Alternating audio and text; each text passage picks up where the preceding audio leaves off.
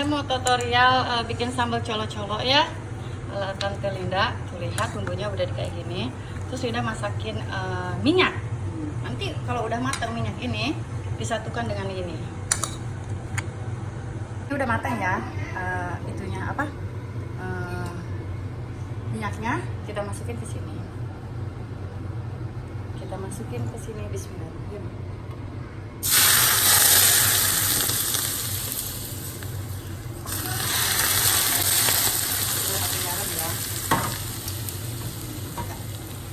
Inilah sambal colo ala Tante Linda.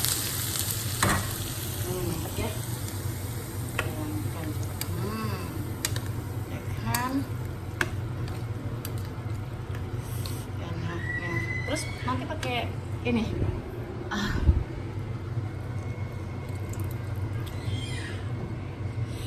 Sedap sekali, coba.